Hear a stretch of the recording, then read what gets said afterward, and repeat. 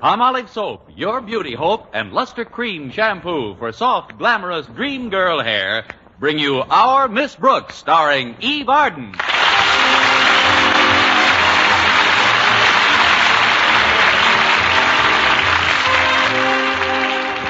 Like many of her colleagues in the teaching profession, our Miss Brooks, Madison High School's English teacher, watched the year 1948 come to an end with mixed emotions.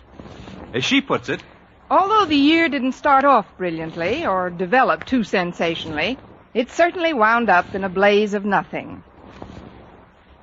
Of course, I did enjoy my 2 weeks' vacation. In fact, I spent most of the money I was going to borrow in the next 3 months. The afternoon of New Year's Eve, Friday, December 31st, for those that still can't remember, I was chatting with my landlady, Mrs. Davis. Well, Connie, I guess you've got big plans for this evening. Frankly, I haven't got any plans at all, Mrs. Davis. Of course, I do have a date with the bashful biologist. Mr. Boynton, what are you going to do, Connie? Probably the same thing we did last year. Pool our money and go to Hip Sings for dinner. Fine way to spend New Year's Eve. 2 Americans go to a Chinese restaurant, Dutch. What are you going to do, Mrs. Davis? Oh, I'm going to visit my sister Angela.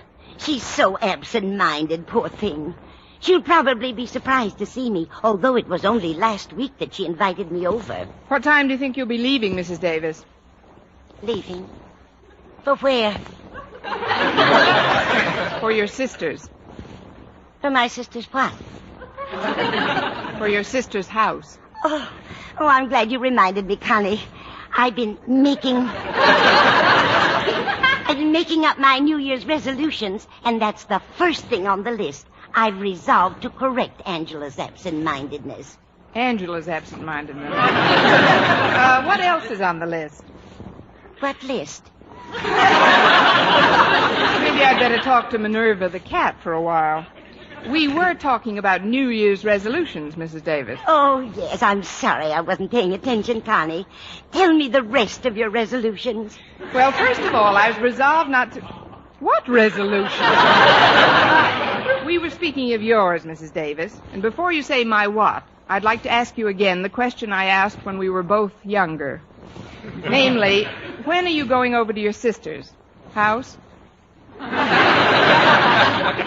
Maybe you better not go out tonight, Connie.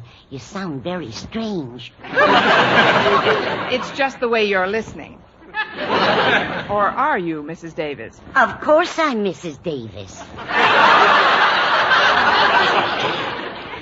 Now, you lie down and let me fix you some hot tea. I don't want any hot tea. I just want an answer. Meow. Thanks, Minerva.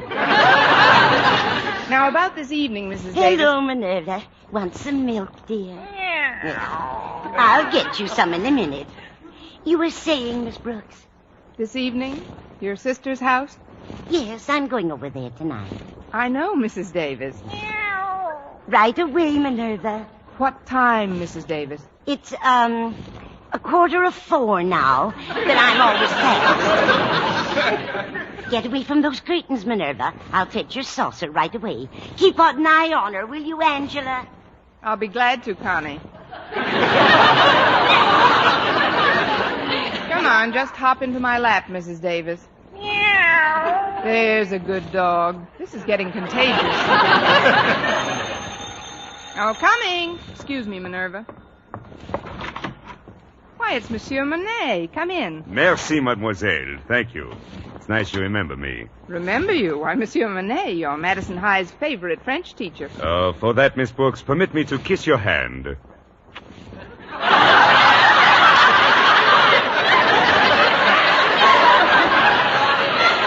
Well, let's not give the other hand a complex. Certainly not. Shall we go into the living room? I trust that I'm not arrived at, how you say, inopportunity time. What? Oh, no, this is very opportunity time. Won't you sit down, Monsieur Monet? Oh, thank you, Miss Brooks. But now that I'm teaching in America, I would appreciate it if you would call me in America. All right. What's your number? No. I mean, call me Mr. Monet instead of Monsieur. Oh, certainly. Here you are, Kitty. Here's a nice saucer of... Oh, I didn't know anyone had come in. This is Mr. Monet, Mrs. Davis, our new French teacher at Madison. Oh, how do you do, Mr. Monet? How do you do, Mrs. Davis? I kiss your hand, madame. I'll hold your saucer, madame. A lovely lady with a lovely hand. Stick out your paw, Minerva. You're next. If Mr. Monet came over to see you, Connie, I'm sure he doesn't want to talk to Minerva. I'll just take her into the kitchen. Come along, dear. There's a good kitty. Come drink your milk out here. So nice to have met you, Mr. Monet. Likewise, I'm sure. She's very nice, your Mrs. Davis. But why she run away so fast? In the words of some of my pupils, why she took some powder and put it on the lamb? Took some powder? Oh, you mean she took a powder or took it on the lamb? Mais oui. She flew out of here like a bat out of Mr. Monet.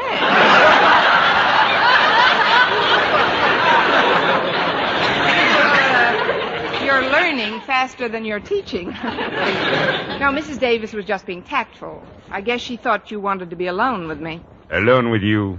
But why, Miss Brooks? I'm a married man. Oh, I know, but Mrs. Davis doesn't know about your wife, Mr. Monet. Oh, Miss Brooks, I don't know what plans you have made for New Year's Eve, but my wife, Elaine, and I would be very flattery if you would join us. Well, thanks, Mr. Monet. I'm flattery that you should ask me. But as far as I know, Mr. Boynton is taking me out tonight. Oh, then you both must come. You see, this is not an ordinary party, Miss Brooks, although we're all going to wear evening clothes and try to have the best possible time. Elaine and I, we realize that among school teachers, there are very few, how do you call it, malted millionaires? Some of us are too thick to drink with a straw. What you're trying to tell me is that the evening won't cost much money, is that right? Oh, it will cost you no money, Miss Brooks, but there is an admission charge. Pint of blood? No, just some old clothes. You see, I am in charge of a committee to send clothing to the poor people in France. Any sort of clothes would do, Miss Brooks. Anything that is made of cloth. Why, that sounds like a wonderful idea, Mr. Monet. I'll be delighted to come. And Mr. Boynton, do you speak for him as well? Mr. Boynton has been spoken for many times. The trouble is he doesn't answer. Oh, you mean about tonight? Yes, Mr. Monet. I feel sure I can speak for Mr. Boynton. Oh, fine. I'll be leaving then. I'll walk you to the door, Mr. Monet. Oh, my address is 9066 Shoreham Drive. Try to get there before 10. And I'm sure that as my students say, we will have a ball. I'm sure that we will. Yes, until tonight then, Miss Brooks. Stay in the groove. Oh, Natch, Mr. Monet, Natch. And Mr. Monet, Yes? don't take any wooden francs.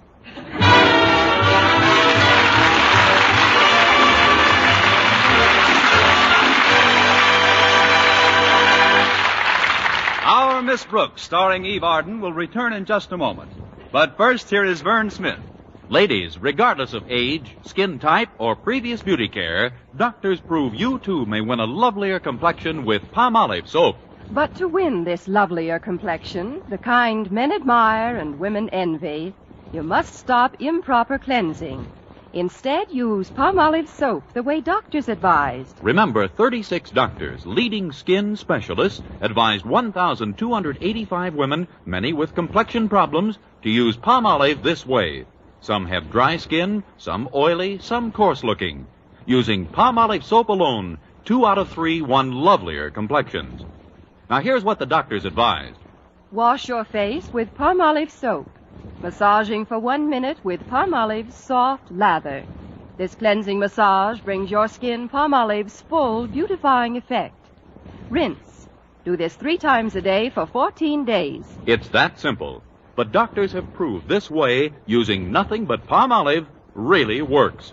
So forget other beauty care. Use Palmolive soap alone for a lovelier complexion. For loveliness all over, use big, thrifty bath-size Palmolive in your tub or shower.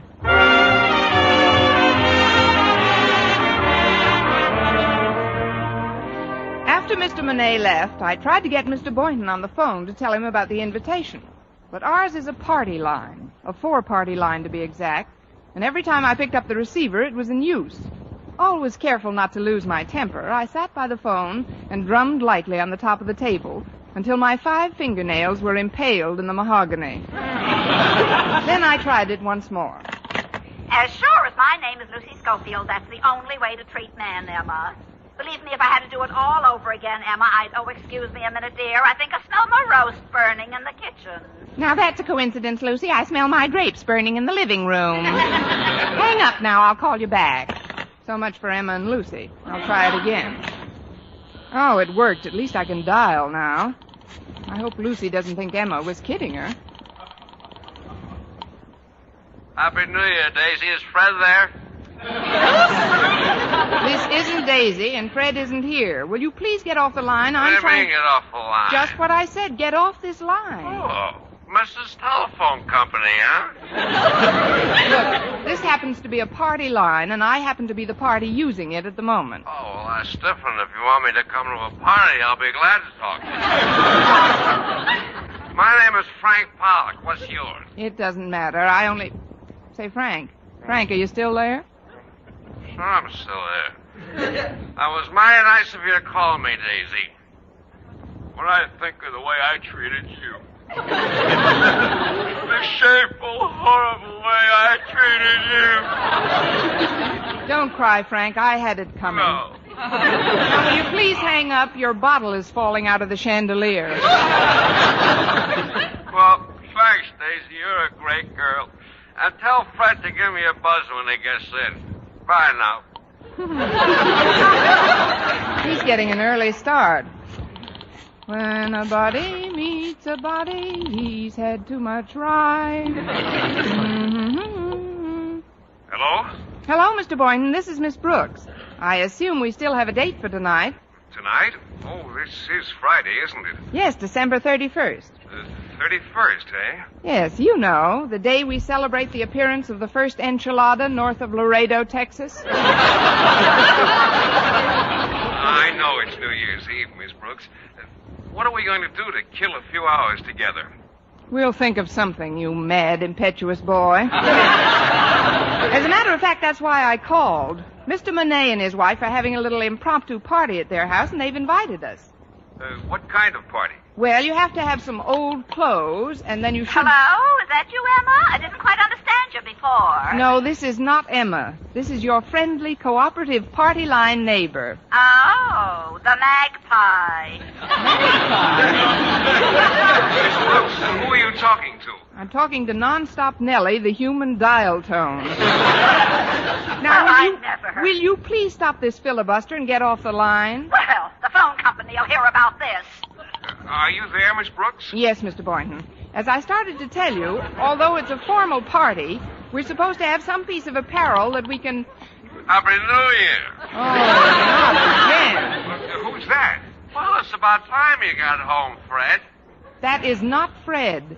Oh, it isn't, huh? No, it isn't. As Fred's oldest and closest friend, I demand to know who it is. Now, see here, old man. I'm not your old man.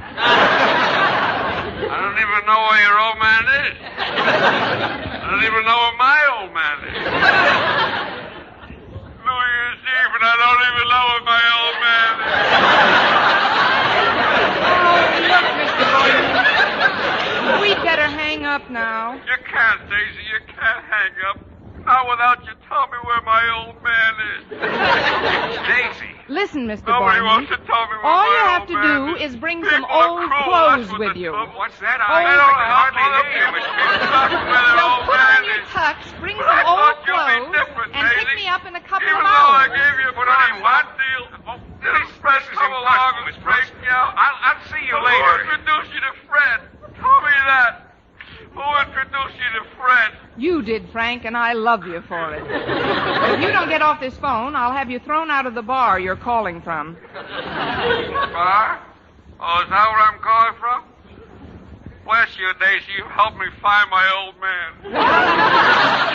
Sure, he's sitting on the stool next to me. I better hang up now. Fred hates it when I talk to strangers. Oh, Mrs. Davis. Yes, Connie. I wonder if you'd give me a hand. I've been invited to a formal party tonight, and I just don't know what to wear. Well, what have you got, Connie? Oh, nothing. That is nothing but an old evening gown I've had for 5 years. Well, come on into your room, Connie, and we'll look it over. Here we are. It won't take long to find in my closet. Well, let's see. Here's a skirt and blouse. The suit I got 2 years ago. Here's one of the dresses I wear to school. Here's the other one. Oh, there we are. My pride and joy.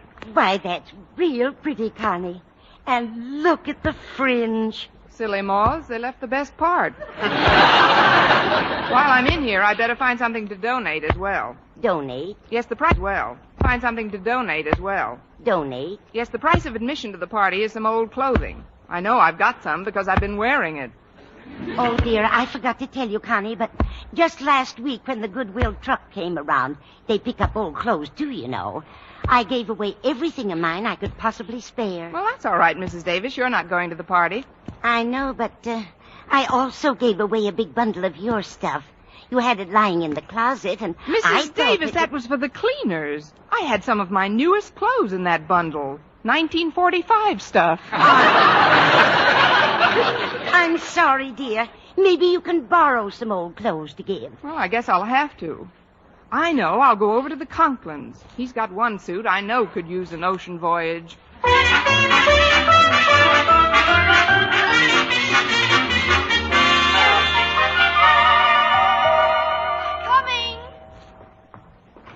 Why, it's Miss Brooks. Come on in. Thanks, Harriet. Are your folks at home? Mother's out shopping, but Daddy's upstairs taking a nap. Come on into the living room, won't you?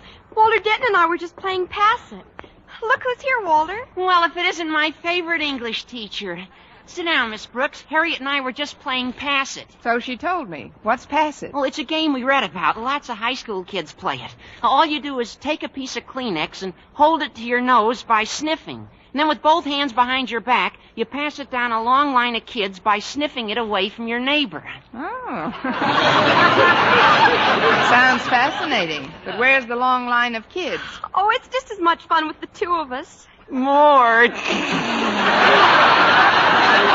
Yeah, saves wear and tear on the Kleenex, too. Harriet and I go steady. That's why I'm here. But what brings you to the dread sanctum sanctorum of your school principal during a holiday?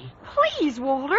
You make Daddy sound like an ogre. Yes, Walter. Just because Mr. Conklin is my superior at school is no reason for me to live in dread of him. Harriet! What is it, Daddy? Try to be a little more quiet, can't you? I've got to get some sleep. Sorry, Daddy. We'll be more careful. I don't think now is a good time to tell him you're here, Miss Brooks. You see, he's going to a big party tonight and wants to get some rest. Well, then maybe you kids can help me out. I've just got to get some old clothes somewhere right away. Why, Miss Brooks? The ones you've got on look fine. Thanks, Walter, I think. But I'm talking about clothes I can donate. Golly, Miss Brooks. Mother just gave away every stitch we could possibly spare to the Salvation Army. Wait a minute. Daddy's new tuxedo is being delivered today. And he's got an old suit of evening clothes that I'm sure Mother would love to see given away. Say no more, Harriet. Do you think you can get it without waking your father? Well, sure. It's right here in the hall closet. Here it is, Miss Brooks. This is the suit Daddy wore when he first became a principal. Let me look at that. I'll bet he was a sensation in these tales. Why? There are 3 of them. Let's see. Oh, that's just where one of them is torn. You could patch that up in a jiffy. Thanks very much, Harriet. It's cloth anyway. Well, I'll be getting along home now. Mr. Boynton's picking me up soon, and I've got to see if my evening gown still fits me. I've had it for over 5 years. Oh, I think that's nice, Miss Brooks. What's nice, Walter? How you and your evening gown have grown old together. Well, not that you're falling apart at the seams or anything. I mean, well, to me, you're still all wool and a yard wide. You have just failed in English for 1949. Would you care to try for 50?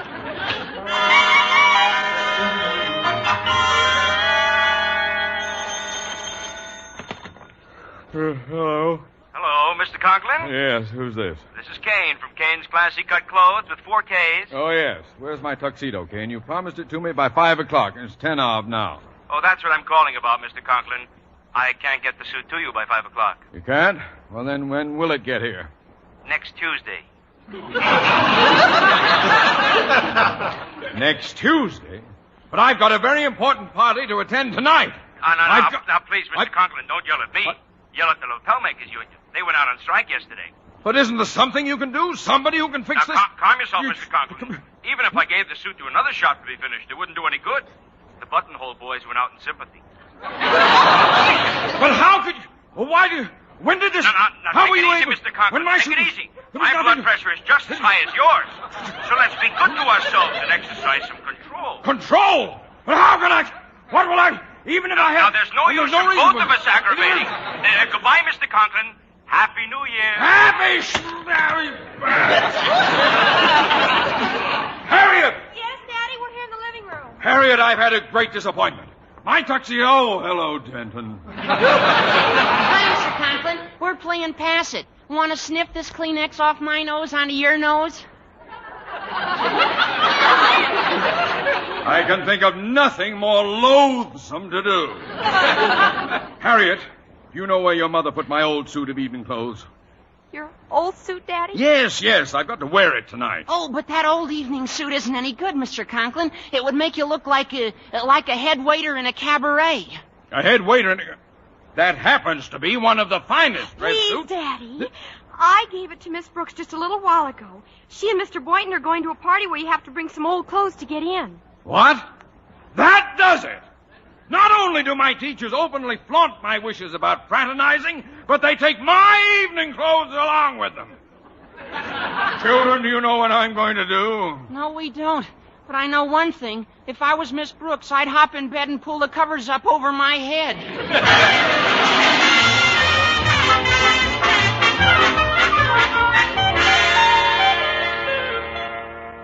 There, how does Old Faithful look on me, Mrs. Davis? Lovely, Connie. And fringe is more popular than ever. It's amazing what a tuck here and a stitch there will do. About what time did Mr. Boynton say he'd be over? About this time, Mrs. Davis. I'll get it. Good evening, Mr. Boynton. Won't you come in? Oh, thanks, Miss Brooks. Say, that's an interesting overcoat you have on. Raccoon, isn't it? Yes. It's a relic of my college days. Do you mind if I hang it up here? It's pretty warm. Go right ahead, Mr. Boynton. Then come on into the living room. All right. Oh, there, that's better. Well, Miss Brooks, you certainly look lovely tonight. Thanks, Mr. Boynton. You look... Mr. Boynton, I told you we were invited to a New Year's Eve party, didn't I? Well, yes, you did. Do you always go to a formal party in white flannels with a blazer and a beanie?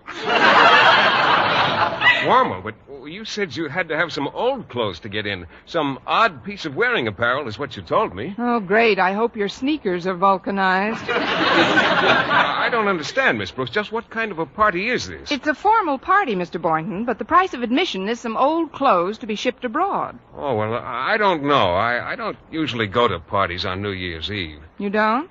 Well, how do you like to spend the evening, Mr. Boynton? Well, I usually have an early dinner, then catch the first show at the movies and hit the sack about 10:30. What does your doctor say about such carrying on? Look, Mr. Boynton, I've already accepted for both of us, and... Wait a minute. I've got a dress suit that might fit you. Then we can bring the stuff you've got on as our admission. Just go into my room, Mr. Boynton, and take off those clothes. Oh, Miss Brooks, what in the You'll world... find a suit of evening clothes right on the bed. Please slip them on. Mrs. Davis? Yes, Connie? Have you finished sewing Mr. Conklin's tail together? Just finishing now, Connie. Here it is, as good as new. It would make any head waiter proud. Oh, hello, Mr. Boynton. My, what a nice beanie. 3 propellers. I wish you'd tell me what this is all about, Mrs. Davis. Well, you're going to an ideal source for information. Just take this suit and put it on, Mr. Boynton, please. Well, all right, Miss Brooks, but this is all highly irregular. Now, Mrs. Davis, let's go into your room. I want you to fix my hair in the back. I'm wearing it up, you know, and it's not quite high enough. My goodness, Connie, how high do you want it? High enough so that I'll have to stand on a chair to pull it down.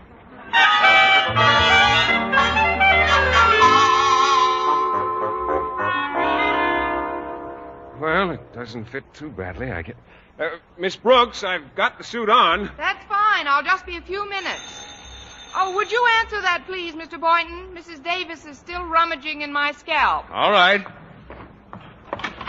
Oh, well, it's Mr. Conklin. Good evening, sir. Good evening. I'd like a table down front, but not too near the drum.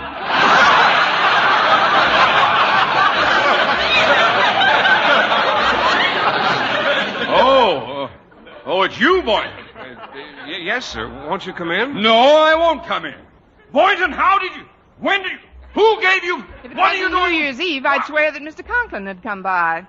Oh, it is you, Mr. Conklin. Miss Brooks, I demand the return of my evening clothes at once. Your evening clothes? I cannot tell a lie, Mr. Boynton. Take it off. Take it off. Take it off. Well, don't just stand there, Mr. Conklin. Applaud a little.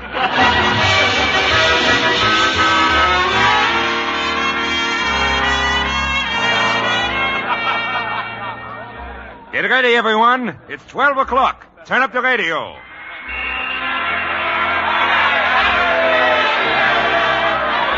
Well, Miss Brooks, nice party, no? Oh, very nice, Mr. Monet. Ah, but it's midnight now.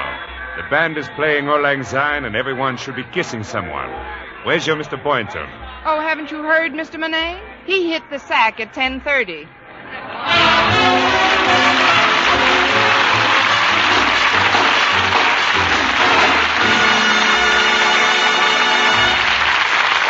Eve Arden as our Miss Brooks returns in just a moment. But first, Dream girl, beautiful luster cream girl. Tonight, show him how much lovelier your hair can look after a Luster Cream shampoo. Only Luster Cream brings you Kay Daumit's magic formula blend of secret ingredients plus gentle lanolin. Gives loveliness lather even in hardest water. Glamorizes your hair as you wash it. Luster Cream, not a soap, not a liquid, but a dainty cream shampoo. Leaves hair fragrantly clean, free of loose dandruff, glistening with sheen, soft, manageable. Gives new beauty to all hairdos or permanents. 4-ounce jar, $1. Smaller sizes, either tubes or jars. Tonight, try Luster Cream shampoo and be a Dream girl, beautiful luster cream girl. You owe your crowning glory to a luster cream shampoo. and now, once again, here is our Miss Brooks. Well, Mr. Boynton didn't show me such an exciting New Year's Eve, but we had another date the next day, today. After spending the afternoon at the zoo, we came back to my house. Do you mind if I turn on the radio, Mr. Boynton? Oh, not at all, Miss Brooks, but I'm afraid I can't stay to listen to it. Why not? Well, actually, I didn't get into bed on New Year's Eve until 10 minutes of 11. I've got to catch up on my sleep. And so, as Philip Boynton faded slowly into the west, I bade him farewell in true Zulu fashion by saying Tunga Lunga Bimba Lakta, which means, how can you leave now? Jack Benny has switched over to CBS.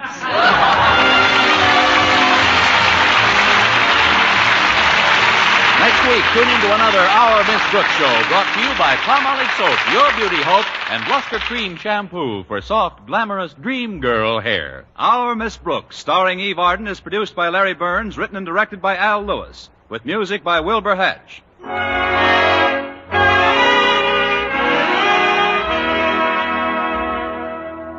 Men, do you shave with a lather or brushless shave cream? Palmolive shaving cream comes both ways, and whichever way you prefer to shave, you'll find that using either Palmolive brushless or Palmolive lather shaving cream can bring you more comfortable, actually smoother shaves. Here's the proof. 2,548 men tried the new Palmolive way to shave described on the tube. And no matter how they had shaved before, 3 out of every 4 got more comfortable, actually smoother shaves. Get Palmolive brushless or Palmolive lather shaving cream today.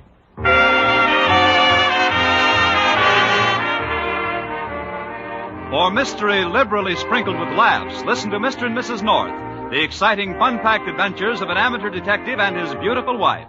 Tune in Tuesday evenings over most of these same stations. And be with us again next week at this same time for another comedy episode of Our Miss Brooks. Stay tuned now for Lum and Abner. Bob Lamont speaking.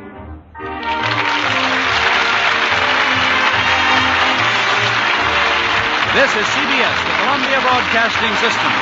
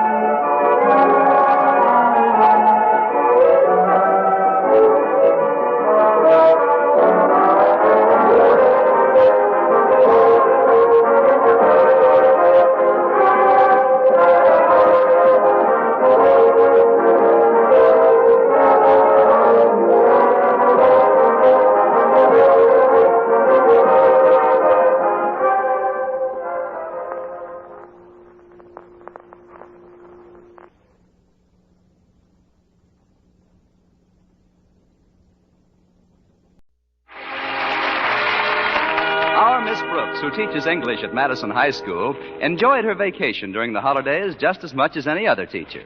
But as it drew to a close, she had a peculiar reaction.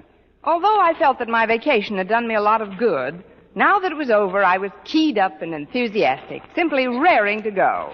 Raring to go on another 2 weeks vacation.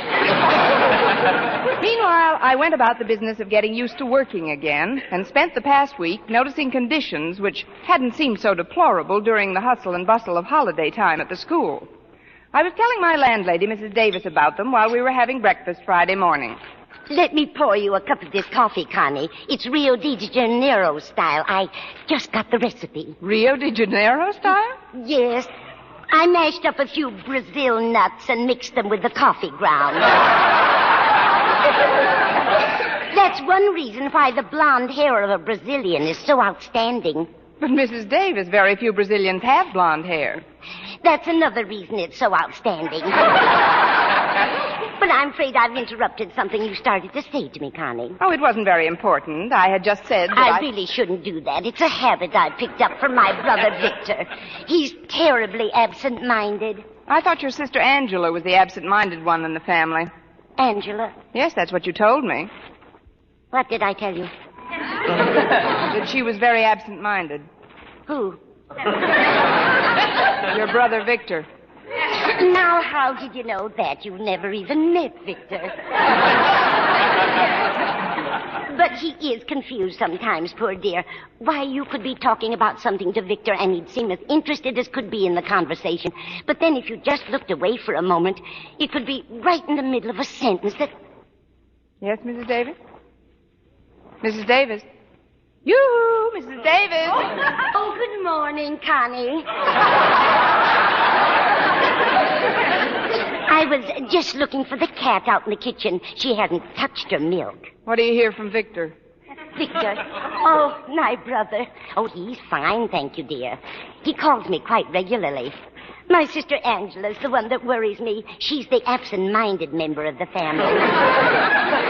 But I keep feeling that I disrupted your train of thought. Did I, Connie? There's not a car left on the tracks but the caboose. I was merely telling you, Mrs. Davis, that I never realized how bad conditions were at school until this cold spell set in. Why, my classroom is so drafty that half my pupils can't answer questions because their teeth are chattering. That must be awful. Young people have such loud teeth. Yes, sometimes my room sounds like a dice game on a tin roof. Have you talked to the principal about it? Not yet, but I'm going to today. He's just got to get the Board of Education to allot us a bigger budget for coal. Well, I wish you luck, dear. Is Walter Denton picking you up this morning? Yes, Mrs. Davis. Oh, good. Connie, I'd like to apologize again for interrupting you before. As I say, I've been a little worried about my eccentric brother, Victor. Before you go, though... Yes? Goodbye, Connie. Goodbye, Mrs. Davis. Oh, by the way, Mrs. Davis. Yes, Connie.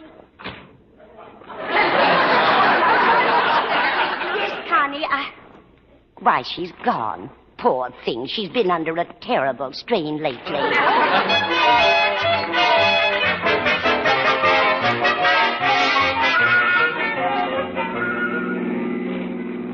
I'm glad you picked me up early, Walter. I've got to stop in and see Mr. Conklin before my first class. Oh, golly, Miss Brooks, there must be some pleasanter way to start off a Friday morning for a perfectly nice English teacher. Yes, there must be. Oh, it isn't that I don't respect Mr. Conklin. It's just that... Oh, there's something about you, Miss Brooks, that... Well, before the hallowed walls of our beloved Madison High heaves into view, I want you to know that... Just a minute, Walter. Would you mind taking that sentence again a little slower? I merely exclaimed, before the hallowed walls of our beloved Madison High heaves into view. That's what I thought you exclaimed. Anything wrong, Miss Brooks? Well, frankly, Walter, I'd hesitate to correct that sentence without stopping at teacher's college for a refresher course. But what do you mean by heaves into view? Well, every so often you read about a ship that hove into view, don't you? Yes. Well, hove must be the past tense, mustn't it? Heave, haved, hove, isn't it? Oh, of course not, Walter. Heave, heaved, haved, heave, haved. What do you want me to know before Madison High heaves into view? that you command as much respect as Mr. Conklin, plus the admiration of the entire student body, and that your personal warmth and charm is only exceeded by your excellence in your chosen field of instruction. Ain't it the truth? I don't want to seem unduly inquisitive, Walter, but to what do I owe this verbal plaque? Nothing. It's just a natural reaction, completely spontaneous and unrehearsed. And what did you get from our sponsor when you were selected as a contestant? A pen and pencil set that's guaranteed... Oh, no, that's not fair. No, I'm being completely sincere and have no ulterior motive whatsoever. Then thank you, Walter. No, that's okay. Miss Brooks? Yes? Would you do me a favor? If I say no, you'll take back the plaque. Well, what is it? Well, it's a basketball team. As you know, I'm the new manager, so it's up to me to see Mr. Conklin about getting some things that we need immediately. And? And it's up to you to see Mr. Conklin for me because I'm rarely up to seeing Mr. Conklin. What I mean is that we've just got to get some more trunks. Where are you going? Oh, we're not going anywhere. No, we need stuff for the guys to put on while they're playing. You see, right now, every time we send in a substitute, he has to take a blanket along with him and change trunks with the fella he's replacing. About 10 pairs should do fine.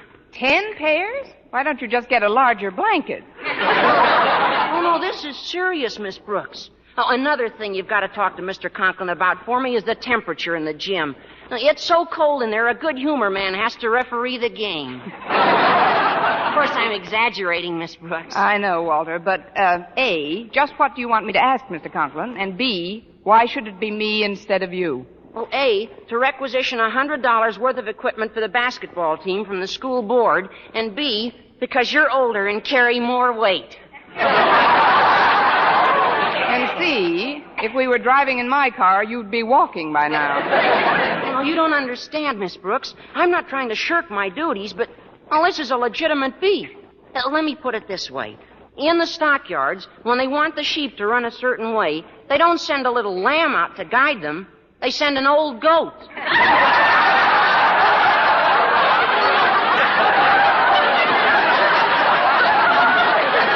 I mean, you've seen it in the newsreels, I'm sure, where the goat and the... Gosh, I hope you're not mad, Miss Brooks. Oh, forget it, Walter. Why should I be mad? Then you'll do it? You'll ask Mr. Conklin for me? I'll do my best. Now, you'd better start putting on your brakes. My brakes? Yes, the hallowed walls are hiving into view.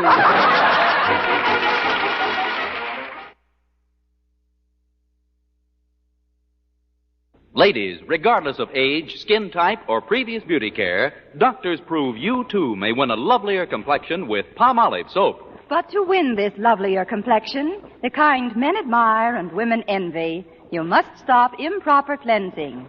Instead, use Palmolive soap the way doctors advised. Remember, 36 doctors, leading skin specialists, advised 1,285 women, many with complexion problems, to use Palmolive this way. Some have dry skin, some oily, some coarse-looking. Using Palmolive soap alone, 2 out of 3 won lovelier complexions.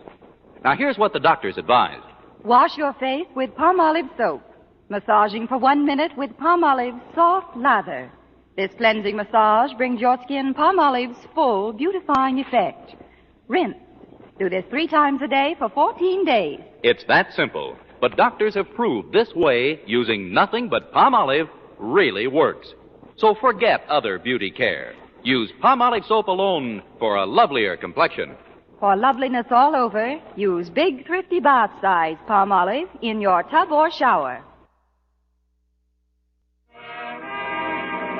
Well, here we are at school, Miss Brooks. If you will kindly disembark, I'll find a place to park and then return for a joust with the forces of education. If I was a gambler, Walter, I'd bet on you to place. Oh, there's Harriet Conklin. I think I'll ask her what kind of a mood her father's in. Okay, Miss Brooks. I'll see you later. Just a minute, Harriet. I'd like to talk to you. Oh, hello, Miss Brooks. I'm glad we ran into each other. Same here. Harriet, did you have breakfast with your father this morning? Well, yes, I did. How was he? His temper, I mean. Pretty good, Miss Brooks. Until Mother showed him some of the bills that had come in. Then what did he do? Nothing unusual. He just slammed down his paper, bit through his coffee cup, and left. It could have been worse. Sure, he could have bitten your mother. That's one of the reasons I'm glad we ran into each other. Miss Brooks, did I ever tell you what an unending source of inspiration you are? Oh, I must end somewhere. I mean it, Miss Brooks. You're more than just an excellent instructor of English. You're... I'm the patsy who's going to face your father with one of your problems. All this and psychic, too. How did you know I wanted you to talk to Daddy for me, Miss Brooks? Well, why should you be an exception, Harriet? What's your beef? Complaint? The domestic science room. It's like a deep freeze. That room, too? It's so cold that most of us wear gloves all during the class. Makes it very awkward, Miss Brooks. Especially when we're trying to use the sewing machine. Sounds pretty bad. Bad? It's terrible. Yesterday, Bessie Snyder sewed 5 of her fingers together. Oh, what's so terrible about that? Gives you an extra ladle for the cooking class. It broke the sewing machine, and we need $200 for a new one. Oh, but Harriet... Miss Brooks, it's up to you to make conditions in this school livable. For you mean? I'd better be armed with plenty of facts before I face your father, though. I think I'll make a survey of the rest of the rooms. Starting with Mr. Boynton's biology laboratory? Now who's psychic? Yes, Harriet, I think I'll interview the shy master of the microbes. I've been in there, Miss Brooks. It's even colder than the other rooms. I hope you can do something about it. I should be able to, with the experience I've had. Well, what do you mean, Miss Brooks? I've been trying to thaw Mr. Boynton out for years.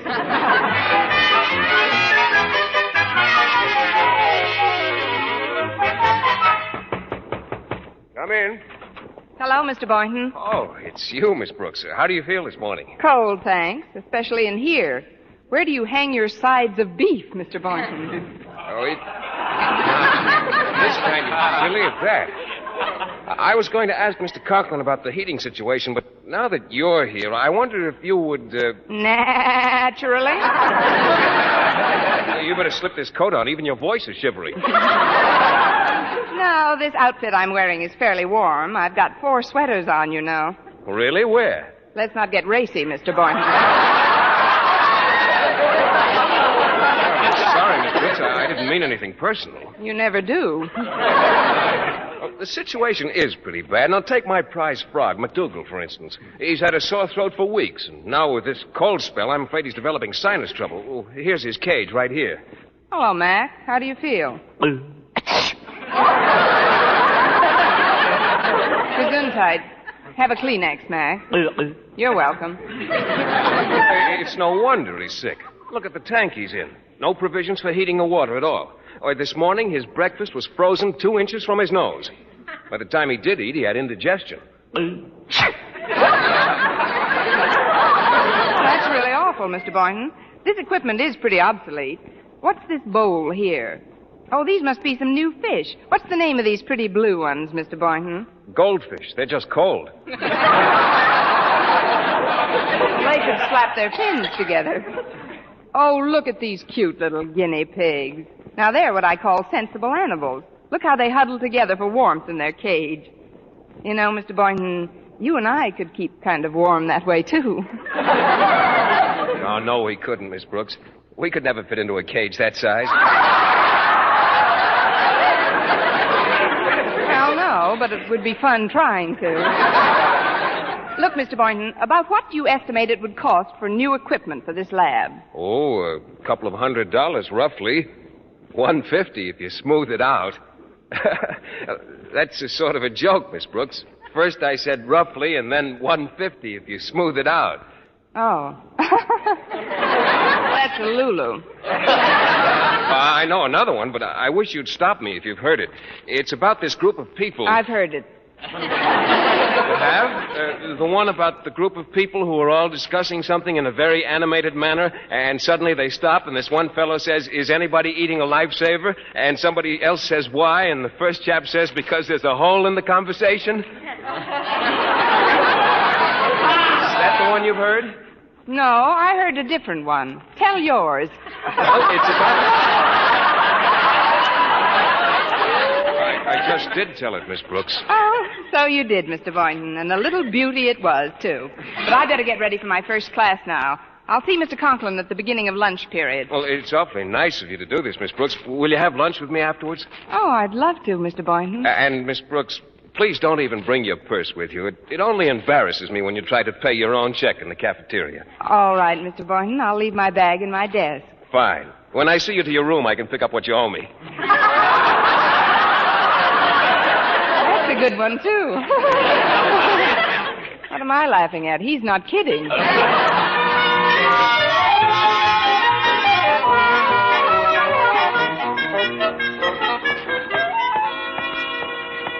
Let's see this list now. Weather stripping for my room, $50. Basketball team equipment, $100. New sewing machine, about $200. And biology lab equipment, $150. Total, $500. Of course, that's without the additional coal we'll have to get. Well, here goes. Come in. Hello, Mr. Conklin. I just wanted to Sit down a moment, Miss Brooks. I'm speaking on the phone. Yes, sir. So you see, Miss Stanhope, this senseless extravagance has got to stop. Why, do you realize that your art class used up 3 more drawing pencils this month than last? What do you think the school board is made of? Money? What? How can you cut down? Tell the students not to sharpen them so often. And remember, Miss Stanhope, it isn't the 50 cents involved that's important. It's the money. Get on the ball and let's start cutting down expenses around here. Good day. Now, what do you want? Happy New Year, Mr. Conklin. I just happened to be passing your office, and I thought I'd stop in and say hello. Hello. Now, if you'll excuse me, I was just going to lunch. But, Mr. Conklin, you don't want to go up to that drafty cafeteria. What do you mean, drafty? Oh, it is. It's almost as bad as the schoolrooms. What? And the gym and the biology laboratory and the domestic science room, in which your own daughter Harriet is at this very moment shivering and shaking while she sews her gloved fingers together on the sewing machine which Bessie Snyder broke. There, I said it, and I'm glad. If you're angling for another vacation, Miss Brooks, the answer is no. Now compose yourself and talk like a rational human being. Well, it's like this, Mr. Conklin. If we could get a larger appropriation from the school... A larger appropriation? Miss Brooks, let me tell you what I was planning when you so fortuitously entered my office. I was planning on a general revision of expenses, an economy wave the likes of which this school has never seen. For example, you will in the future direct your pupils to use half as much chalk. You mean no more capital letters? Exactly. And this building, it's kept like a hothouse. I intend to cut way down on the supply of coal we're wasting. Wasting? But... Don't butt me, young woman. Oh, I can't help it. I'm the goat that was picked for the job. That is, it's not a question of a lot of money, Mr. Conklin. And the temperature of the school is very important. It certainly is. And I find it extremely comfortable for the most part. But why are you wearing your overcoat? It's just a silly quirk of mine, Mr. Conklin. I'm trying to break up an ice jam in my arteries. Oh, nonsense. And take off those gloves. And I wish you'd stop smoking while you're talking to me. I'm not smoking. I'm just breathing. Well, cut it out. That's the trouble with people nowadays. They're all mollycoddles, softies. Why, when I think of our forefathers at Valley Forge, dragging cannons through the snow with their feet wrapped in rags, it's enough to make my blood boil. Well, it wouldn't boil in my room. Look, Mr. Conklin, if you don't care about people, think of the poor little animals in Mr. Boynton's laboratory.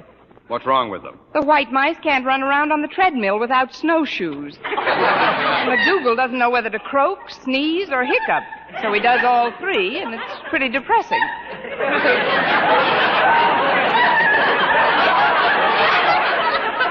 Well, then don't listen to it. And how about the basketball team?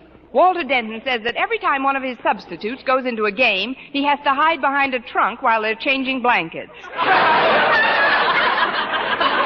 And just think, $100 would remedy the entire situation. $100? Plus $200 for a new sewing machine, $50 for weather stripping my room, and $150 for warmer tanks and better equipment in the biology lab. $500 is all you have to requisition from the board, plus some added money for coal. And if you'll sharpen the sword, I'll fall on it on my way out. Miss Brooks, I'm going to try to control myself. I'm going to walk over to that window and look out of it. A moment later, I'm going to turn around, and you will have gone quietly out of the door.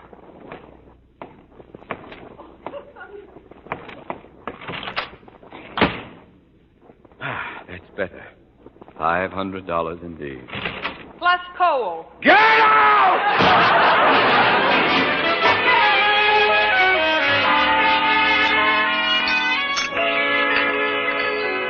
Well, here I am, Miss Brooks. The cafeteria was pretty crowded today. Young Denton here invited us to share his table. Sure, sit down, Miss Brooks. Want me to get you a tray? Thanks, Walter, but I haven't time to eat right now. I've just left Mr. Conklin's office, and he's flatly refused to requisition a penny from the school board.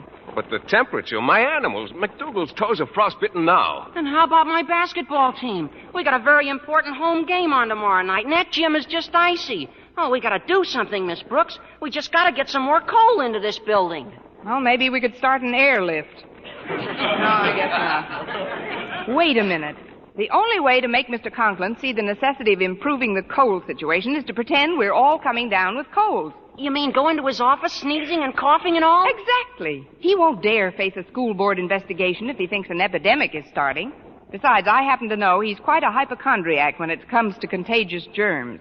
But if we really don't have colds, it'd be lying to say we have, wouldn't it? It's a white lie for the common good, Mr. Boynton. Oh, but you know what happens to me when I tell a falsehood. I have a psychosomatic symptom that causes me to hiccup. Well, we'll have to take that chance.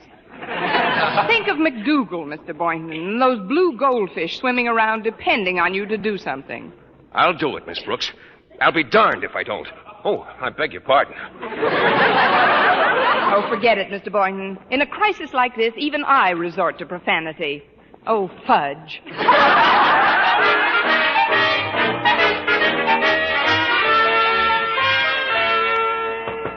Come in. Mr. Conklin, I got a bad cold. What? It's in my nose and head, mostly. Turn around, Boynton. Don't you know those germs travel? How long have you had this cold? Oh, for a long time. Achoo! You caught something from that wretched frog of yours. Now go take some aspirin, go home early, do something, but get out of this office at once. But, Mr. Conklin, if my laboratory was a little bit warmer... I'll talk to you after you've recovered, Boynton. Fine, Mr. Conklin. Thank you, sir. Achoo! Better open the window and clear the air in this room. That's better. Come in. It's me, Mr. Conklin. Water deaded. What do you want, Denton? As manager of the basketball team, I'd like to request a warmer gym. A what? A warmer gym to play in. It's freezing in there. I got a cold. You too? Well, cover your face when you sneeze. We got a very important game to play tomorrow, and we need some heat badly. Heat? Well, if you've got such a bad cold, Denton, you'd better not come round to the game tomorrow. What? I'll be there, and I'll appoint another manager. But I'm not that sick, Mr. Conklin. Gosh, I feel great. I think I know what you mean, Denton. This is all a scheme to get me to ask the board for more money. And I think I know who put you up to it, too. She did not. Oh, that is... Come in, Miss Brooks. How did you know it was me, Mr. Conklin? I heard you rehearsing your sneeze. Gee, you look great, Miss Brooks. Never saw you looking better. Thank you, Walter. You couldn't possibly have a cold or anything the way you look. Know what I mean? Keep talking, Denton. I don't mind. Why, what's the matter with you, Walter? I've a terrible cold in my chest and my head. It's from my room, Mr. Conklin. Mr. Conklin, if that is the scream, you sure do a funny imitation of a person with a cold, Miss Brooks. What do you mean, imitation? Sure. Everybody knows you're just fooling. Among my own pupils, a stool pigeon. I knew this was all a plot, Miss Brooks, and I'm ashamed of you. Why, just because there's a little fresh air circulating through the school. Good fresh air, you throw a fit. Our forefathers should see you now. Those men at Valley Forge dragging the cannon through the snow with rags tied around their feet. Why, when I think of those... The door was open, so I just came on in, Daddy. What is it, Harriet? I talked to Mother on the phone a little while ago, and her back's bothering her a bit. She'd like the heating pad. What heating pad? The one you've got under the cushion you're sitting on. Here's the plug back here. Now, if you'll just get up a minute. There we are. I'll take it home to Mother right away. Where in the world did that thing come from? From Valley Forge, of course. The boys... The boys must have got some hot rags for their feet.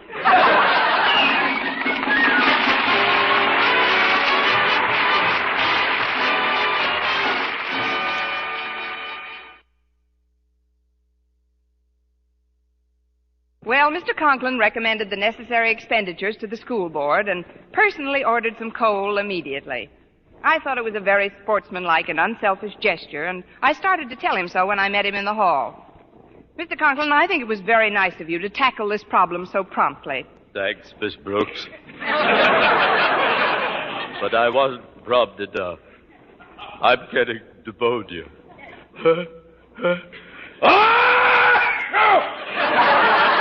Oh, what's the difference, Mr. Conklin? As long as you've got your health.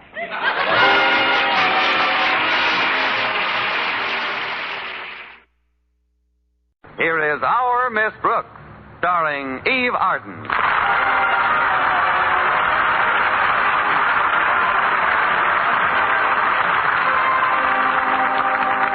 Last Friday was Student Government Day, a day upon which the entire administration of the city is handed over to high school pupils who have been elected by their classmates. Well, ordinarily, our Miss Brooks, who teaches English at Madison High School, would have very little to do with this event. But unfortunately, Miss Johnson, the civics teacher, took ill on Thursday, and our principal, Mr. Conklin, suggested that I take over her class. Of course, I didn't have to accept the assignment. I just figured that teaching is better than being totally unemployed. In some states, it's better. At any rate, I conducted Miss Johnson's civics class on Thursday, and on the subject, what would I do if I held public office, the class and I had quite a spirited discussion.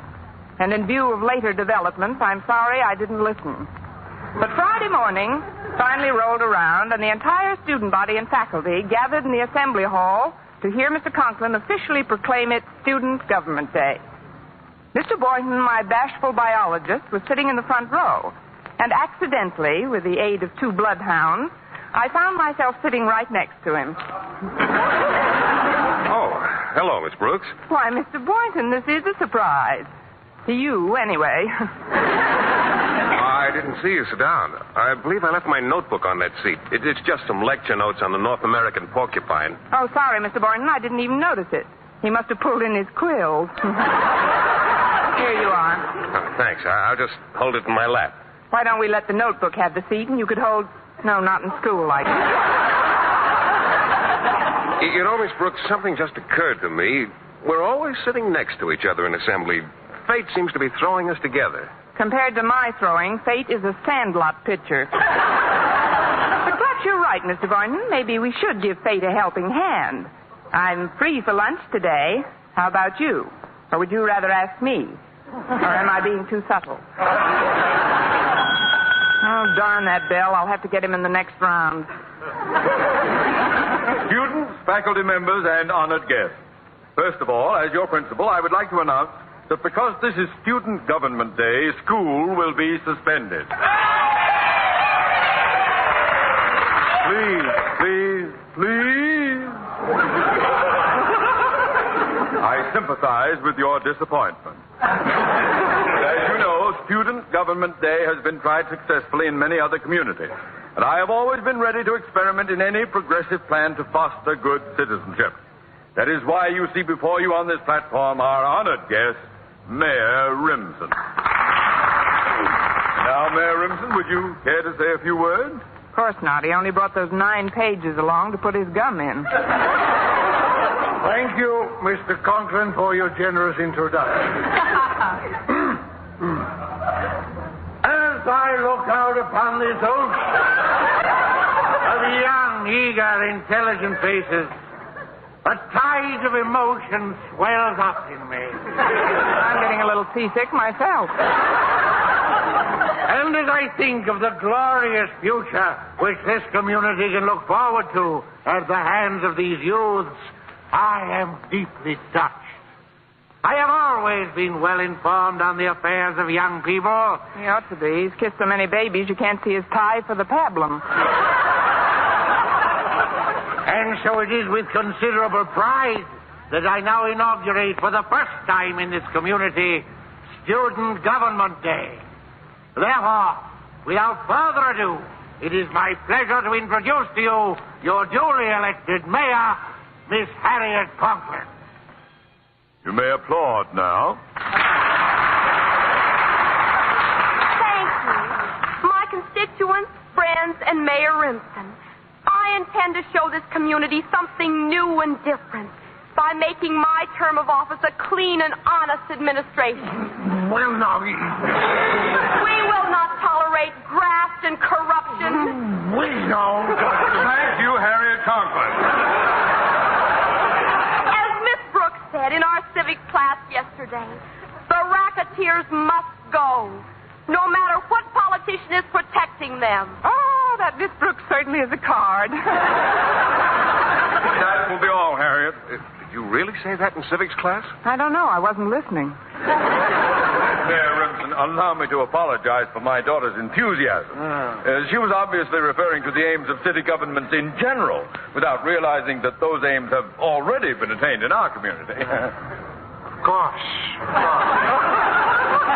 And now, it is my extreme pleasure to introduce the student who has been elected your chief of police, Walter Denton. Thank you, friends.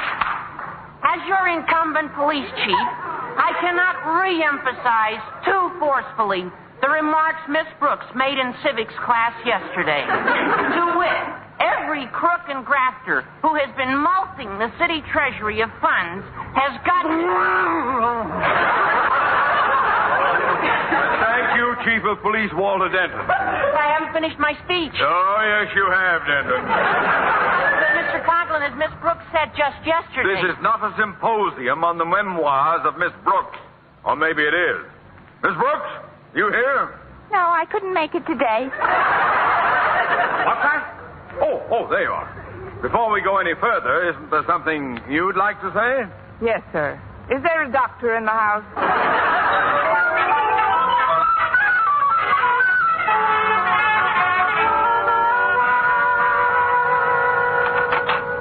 You sent for me, Mr. Conklin? Yes, Miss Brooks, I did.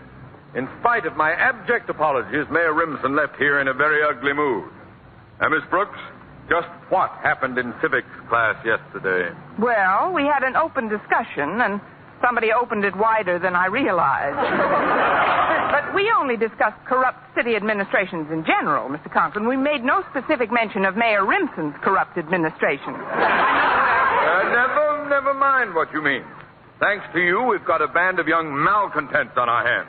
Why, not 5 minutes ago, a student delegation was in here demanding a 3-day school week. And that's not all.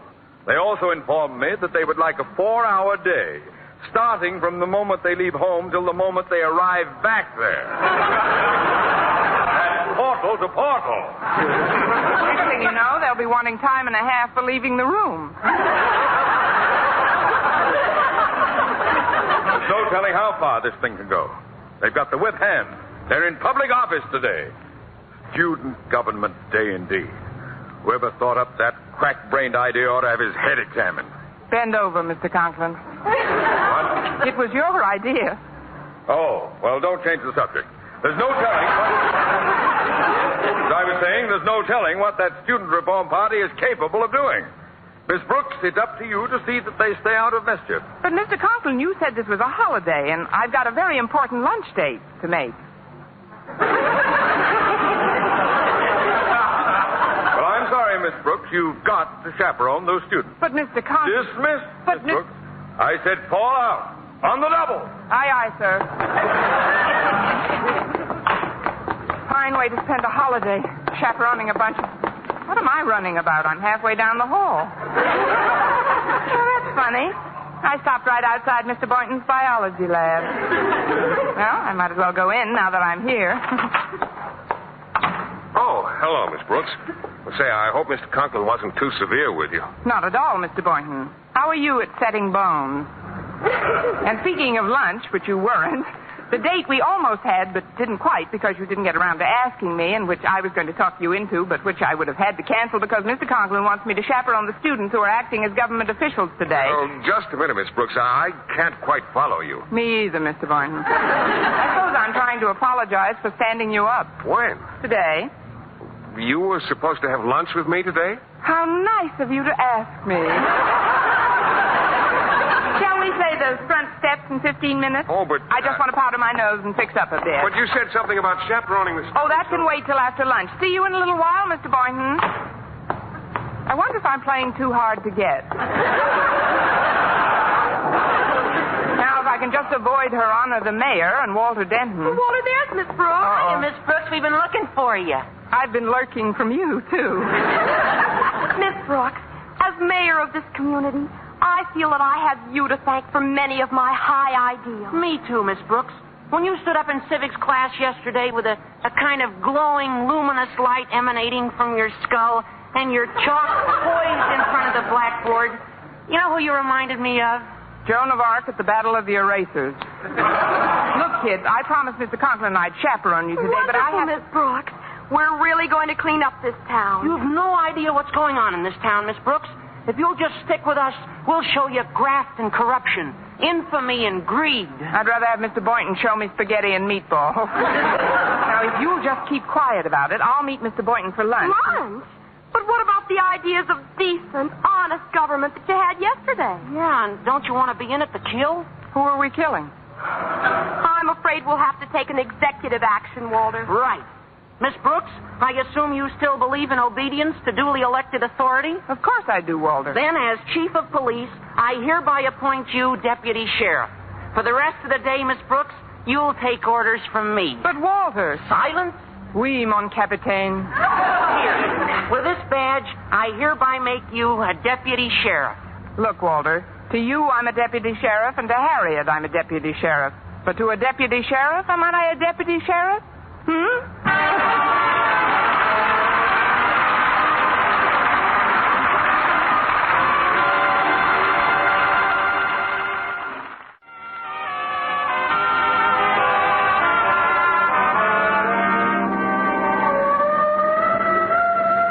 better pull over, Walter. Why, Miss Brooks? Oh, the siren. No, that's on our car. I put it on this morning. I don't want to see insubordinate, Chief, but just where are we going? To the Jackpot Amusement Company's warehouse. We've been watching the place for weeks, Miss Brooks, in preparation for today. And we've seen truckloads of slot machines delivered there. Slot machines? Sure. The kind they put in the back of candy stores where little school kids can spend their lunch money in a futile effort to get rich quick. You know, where you pull a lever and try to hit as many bumpers as possible. Oh, the game I play in my car. Bad. It's the one-armed bandits that keep the kids broke. Oh, they're all fixed. Fixed? Sure. If a machine pays back more than 5 cents on the dollar, they break its arm. Here we are, the Jackpot Amusement Company. What are we going to do here? We're going to raid the place. We three? No, there's another bunch of kids coming any minute. You see, the fire commissioner had to go home and change his pants. He tore him sliding down the pole at the firehouse. Well, are you all ready, men? Speaking for some of us men, no. Now, when I blow my police whistle, we'll charge. Sorry, I don't have an account here. Let's go. I'm with you, Walter. Oh, now, Walter, Harriet, listen. Let's go to a movie. Open up in the name of the law. Are you going to open up, or do we have to break it in? Walter, please. Stand in back of Miss Brooks, Harriet. Oh, fine. Now they're going to use me for a battering ram. What's going on out here? Trick or treat. What's that? Are you one of the employees of the Jackpot Amusement Company? What if I am? You're under arrest. What? Miss Brooks, you're a deputy sheriff. Arrest this man. Pull over to the curb, bud.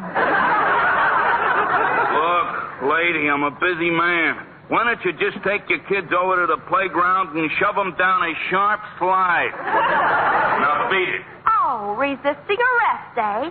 This may go hard with you, my good man. What's going on here? Who blew the police whistle? I did. Officer, arrest this man. What did he do? He tried to get fresh with you, lady. No, and that's the story of my life. And what do you want him arrested for? Yours not to reason why. As your chief of police, I gave an order. Your duty is to obey. How does that go again, Sonny? You heard him, officer. As mayor, I decree that you arrest this individual. Now, let me get this straight. You're the mayor, and he's the chief of police. Who are you, lady? I'm Joan of Arc, and stop breathing on my armor. I do not wish to be rude, but I have to go in now. You see, I am Little Miss Muffet, and I have to go sit on my tuffet for a while. This is your last chance, officer. Arrest that man in there, or tomorrow you'll be pounding a beat in a swamp. Oh, pounding a beat in the swamp, is it? Do you realize this is insubordination? Oh, insubordination, is it? You've just got to arrest that man. Oh, arrest that man, is it? This is getting monotonous, was it? Look, folks, why don't you all run along and we'll forget about the whole thing? Oh, that settles it. Miss Brooks, arrest this policeman. Arrest this policeman, is it? Now, don't start that again. Will you go quietly, or do I have to use the bracelet? Take it easy, lady. We'll settle this in a minute. That doesn't frighten anybody. I got one of those, too. Good for you, Sonny. Some people don't seem to be familiar with the Constitution of the United States, which says, we, the people of the United States Or, of for America, that matter, the in order to Declaration form a of more Independence, perfect which union, says, establish justice. Little Jack Horner sat in the corner eating his Christmas pie. He stuck in his thumb and pulled out a plum, and along came the Black Mariah.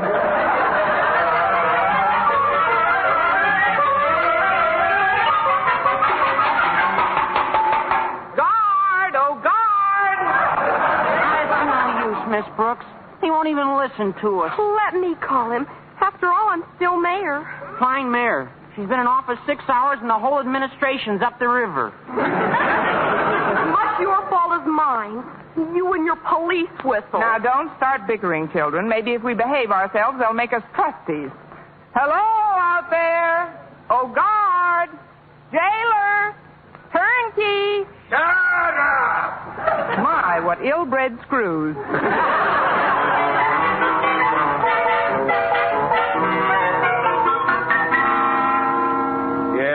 Yes, Mrs. Denton, I'll call you the minute I hear from Walter. Goodbye. Imagine that, Martha. Mrs. Denton wanted me to call the police department. How would they know where her son Walter is? I can't understand it, Martha. You can't understand what, Osgood? That's the 5th parent who's called me up to ask why her child hasn't come home for dinner yet. You'd think they'd keep track of their children and not suddenly discover at 7 o'clock that they haven't come home for dinner yet. By the way, where's Harriet? She hasn't come home for dinner yet. What? Well, don't just stand there. Do something. Call Miss Brooks. I put the children in her charge. Call the police. The Bureau of Missing Persons. Get the district attorney. Contact them. Find out if there's somebody else. Why don't they... Well, maybe you could get a hold of them. But I don't know what you're just standing there for. I'm here. You're not concerned. Why don't you do something? Get going. Osgood! Sometimes you sound like a walrus caught in a turkey staff. I did call Miss Brooks. Mrs. Davis says she wasn't home yet. Poor woman. She's had dinner on since 6. She's terribly worried about her stewed tomatoes. Please stop sniveling about Mrs. Davis's tomatoes. We've got our own tomato to worry about. Please, dear, calm down a little. Here, have some fruit. It's very good for the nerves. I don't want any fruit. Oh, that's probably Harriet now. I'll answer it. I must lose my temper. I must be calm. Hello. Osgood, you're talking in a banana. No wonder with the house all cluttered up with fruit bowls. Hello? Is that you, Harriet? No, Osgood. This is Margaret Davis. Oh. I've just had a call from Miss Brooks. You have? Yes, Osgood. Harriet, Walter Denton, and several of the other students are with her. Oh, well, thank heaven. Tell me, Margaret, where are the children and Miss Brooks? They're in jail, Osgood. Fine. You see, Martha, I told you there was nothing to worry about. Miss Brooks and the children are all in jail. Martha, take this phone out of my hands and put back the banana.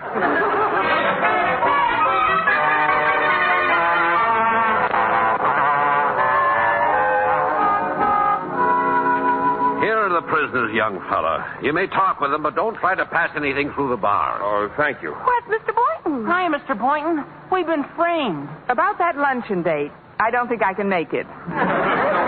What is all this, Miss Brooks? Haven't you heard? We're celebrating Student Convict Day. We were only doing our duty as public servants. But Mayor Remsen must have forgotten to notify any of the other authorities. Yeah, we raided some racketeers, and the next thing we knew, we were in the pie wagon. They have no right to hold you here. Oh, officer. Officer. What is it now? There's been a mistake. Please open this cell and let these people out of here. Oh, let these people out of here, is it? Well, yes, it just happens that I've had quite a bit of legal training in addition to my biological background, and I can tell you that you have no legal basis upon which to hold them any longer. Good for you, Mr. Boynton. That's telling him, Mr. B. And furthermore, I'm sure you don't want to get into any trouble. Oh, I don't I? Tell him you'll have him pounding a beet in the swamp. If you persist in this belligerent attitude, you're liable to be pounding a beet in a swamp. That's done it. I knew you'd see it my way. At last, Mr. Boynton, just you and I and the children. Sir, I don't belong in this cell. Now behave yourself, or I'll put you in solitary. Oh, there you are, Connie. What's Mrs. Davis? I would have been here sooner, but I just had to stop at the mass meeting. What mass meeting, Mrs. Davis? Oh, Mr. Boynton is with you. How nice. Please, Mrs. Davis, we've got to get out of here now. If you'll only... Everybody in town was there, Connie. And I told them what you said to me on the phone about Student Government Day being run all wrong. Good for you, Mrs. Davis. Now maybe we'll get some action. Where's the Brooks cell? The line forms on your left. I also told those parents how you said that if you had been running Student Government Day instead of Mr. Conklin, there wouldn't have been so much dunderheaded bumbling. Bumbling? Oh, hello, Osgood. We were just talking about you. Anybody want to buy a used teacher's license? Well, I guess I'll be running along. Now that Mr. Conklin's here, I'm sure there's nothing further to worry about. Miss Brooks, how could you put... Why did you have to... When were you... Oh, please, Mr. Conklin, remember your blood pressure. It wasn't Miss Brooks' fault, Daddy. Don't blame her. And you, Harry, in prison. How could you do this to me? My own flesh and blood. You've got his blood, Harriet. You better watch your pressure, too. Quiet, gentlemen. Miss Brooks, my painful duty to inform you that you are under suspension for conduct unbecoming a teacher. Have you anything to say in your own defense? Yes, Your Honor. I'd like a new trial. On what ground? On the grounds that I'm not doing so well in this one. We'll discuss that at the proper time. Meanwhile, you children remain here in Mr. Boynton's charge until I can arrange to have... Mr. Boynton? Hello, Mr. Conklin. What in the world are you doing here? I'm just visiting, Mr. Conklin. One of those guests you just can't get rid of. Well, we'll see all about this. I'm going straight to Mayor Remsen's office. I'll handle this matter personally. But what'll I do in the meantime? With a little luck, 30 days.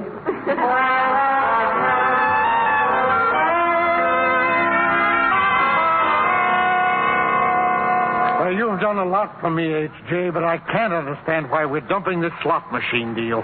Because it's too hot, Mayor. Besides, our cut ain't big enough. Also, the people are up in arms. The people? What do they know about it? Ed, I'm surprised at you. What do my initials stand for? H.J., Honest Jim. I'm the people's friend, Ed, and we got an election coming up. We can't afford to let the people get upset, or the first thing you know, they'll start thinking for themselves. And then where are we? Okay, Jim, okay. I'll have the jackpot company get rid of those machines right away. No, I've got a better idea. Ed, you're going to make yourself a hero with every parent in this community. Huh? You're going to let the kids do this job, the kids who were elected to public office for this one day. Wonderful, Jim, wonderful. I'll call all my department heads, and I'll tell them the students holding office that I have complete authority. Fine, Ed. It's democracy in action. That's what it is. Yes, sir, democracy in action. And Mayor Remsen is solidly behind it. Until after election.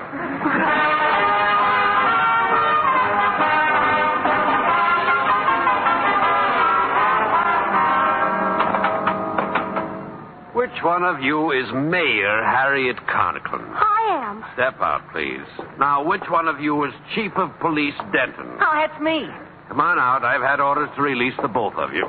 Oh, but what about Miss Brooks and myself? Sorry, my orders didn't say anything about you two. But I insist that you release them immediately. Quiet, Walter. Orders are orders.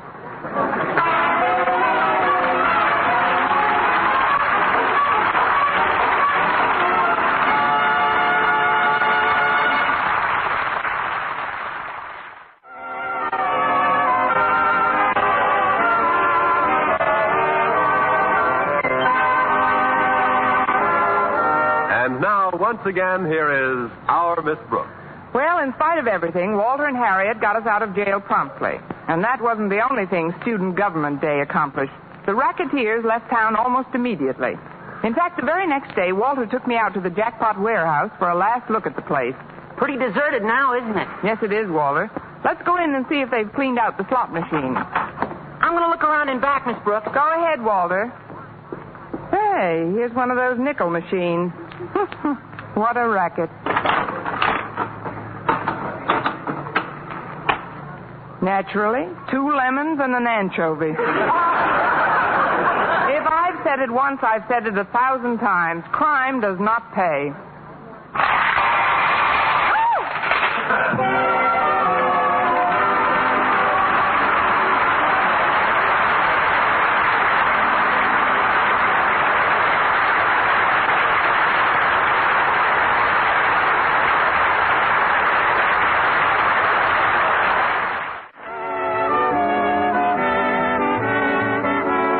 Miss Brooks, starring Eve Arden, was produced and directed by Larry Burns, written by Arthur Alsberg and Al Lewis, with the music of Lud Bluskin.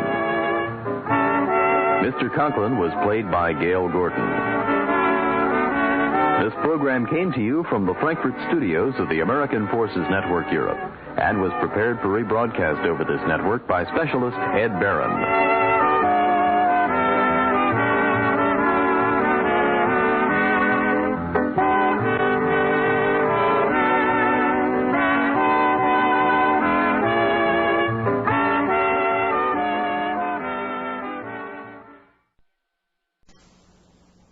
Palmolive Soap, your beauty hope, and Luster Cream Shampoo for soft, glamorous, caressable hair bring you Our Miss Brooks, starring Eve Arden.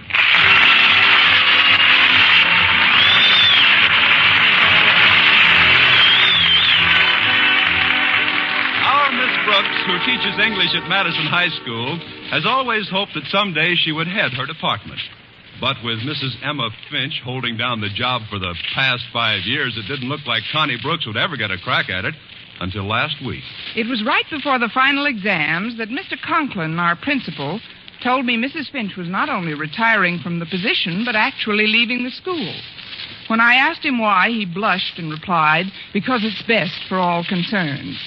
Oddly enough, it was our bashful biology teacher, Mr. Boynton, who finally told me the reason. We were alone in his laboratory at the time, and he said, Miss Brooks, Mrs. Finch is going to have a B.A.B.Y. I guess he put it that way so as not to embarrass some young rabbits who were listening. Anyway, Friday morning at breakfast, I was talking to my landlady, Mrs. Davis, about it. Well, what do you think, Mrs. Davis? Do you suppose I'll get the job? I can't see any reasons why you shouldn't, Connie. Honestly? But can you see any reasons why I should, Mrs. Davis? No, I can't see any of those either. It's up to Mr. Conklin to recommend the new department head to the Board of Education, isn't it? Yes, it is. Well, how do you stand with him? How do you mean, Mrs. Davis? Have you been, courteous, cooperative, obedient, and, respectful? No. And maybe I better forget the whole thing. Of course, it's not entirely up to Mr. Conklin's opinion of me personally. My work's got something to do with it, hasn't it? Frankly, Connie, your work should have everything to do with it. That's what I say. Maybe I better forget the whole thing. Are there any other English teachers at Madison who have been there as long as you have? Let's see. Yes, Miss Enright's been there about the same length of time, and she's been quite friendly with the Conklins, too. Of course, I have Mr. Conklin's daughter, Harriet, in my class, and we're great friends. But then that wouldn't influence Mr. Conklin any. Although Harriet's a pretty good pupil, thank goodness, and her marks have all been exceptionally high. That might count for something with the old... I wonder if he'll make his decision right away. He might leave the position open for a while. I wish I knew. But then there's no sense in brooding about it. I'm either to be head of the department or I'm not to be. Oh, thanks for reminding me, Connie. I must get 2 tickets for Hamlet today. I promised my sister Angela I'd take her to see it.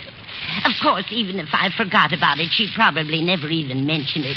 She's so absent-minded, poor thing. The older she gets, the more forgetful she is. How old is she now, Mrs. Davis? Who?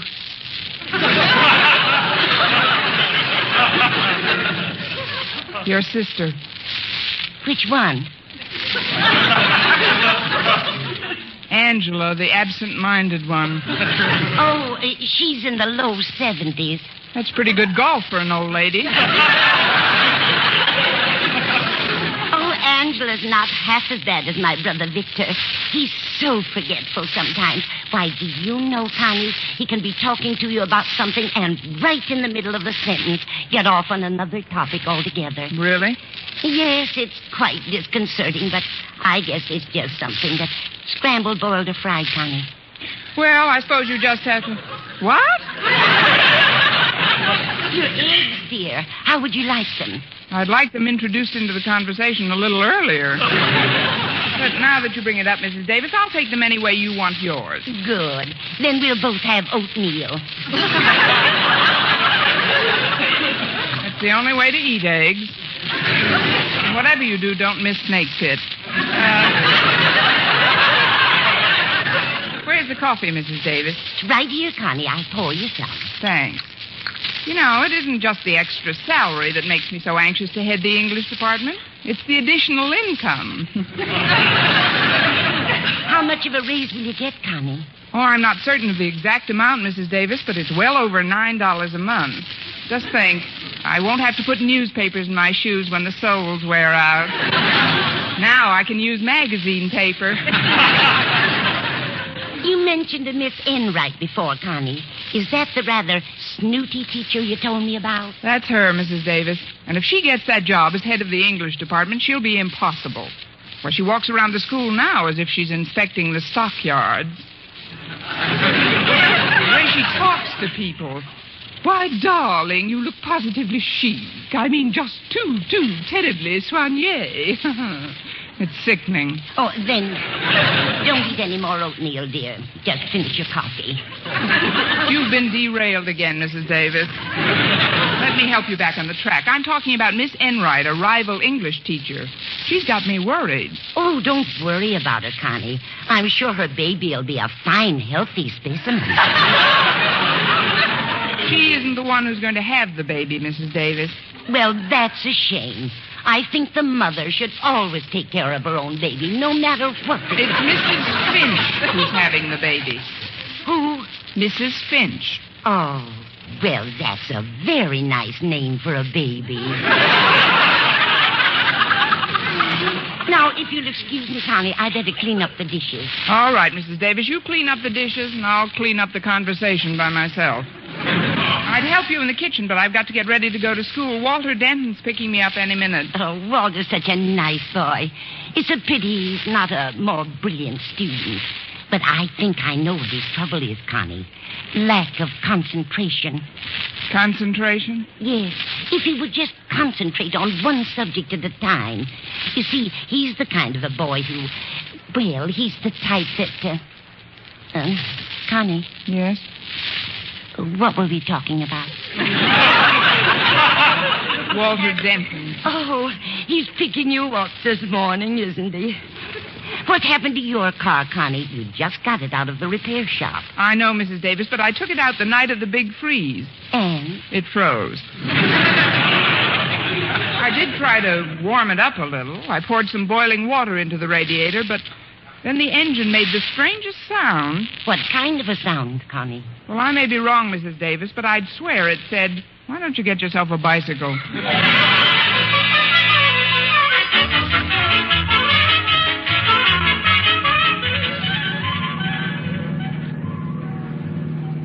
I'm glad you picked me up a little early this morning, Walter. Today may be a very important day in my life. Well, the importance of today or any day in your life, Miss Brooks, is only exceeded by your importance to your adoring pupils, of which, if I may be so bold, I consider myself one of the most worshipful and reverent. Amen. Thank you, Walter. There are things about you, Miss Brooks, character traits, I guess you'd call them, which are not to be found in any other teachers I've ever come into contact with. I just know that you are an eminently fair person. I also know that you're kind, gentle, and considerate of those who may not possess a superior mentality, which is obviously your birthright. What else do you know, Walter? That today you're giving us the final exams in English. I thought you were a little over-smitten with me this morning. Oh, I'm not trying to influence you to give me a better mark. Oh, no, I'd bend over backwards rather than curry favor. But I've actually studied for this test, Miss Brooks. Even Saturday, when Harriet dragged me to the movies, I took my books right up to the balcony with me. What were you studying, Romeo and Juliet? You're kidding me, Miss Brooks, but I'm serious. I really crammed in that movie. But how could you read in the dark? Oh, it isn't always dark. They have a 3-minute intermission between pictures. Well, that's plenty of time, especially if you were studying in shorthand. Of course, not knowing exactly what the questions are going to be about makes it a little tougher. Naturally. It's sort of a strain on a student not to know approximately the nature of the questions he should expect. That's true. And just because a student has been fortunate enough to make a personal contact with a teacher whom he not only admires and respects as a person, but whose integrity and honesty as an instructor he holds in such high esteem, is no reason for him to presume that just because he drives her to school faithfully and promptly, she would relinquish just one tiny iota of that integrity and slip him a little advance information about the test. Is it? You're so right, Walter. I knew you'd react that way, Miss Brooks, but I just wouldn't have felt completely honest with myself if I didn't try to chisel a tip or two. Anyway, now that you've dummied up about the tests, maybe we... Excuse me, Walter. Now that I've what? Dummied up. It's a synonym of clammed up. When I don't want anyone to know something about something I know about, I always clam up. And you're the chowderhead who can do it. But, Walter, when I mentioned much earlier in the trip that this was an important day, I wasn't referring to the final exams. You weren't? No, I was thinking of Mrs. Finch. Oh, the head of the English department. The ex-head of the English department, Walter. Mrs. Finch is leaving Madison. Why? Because she's... well, Mrs. Finch is going to become a mother. Of who?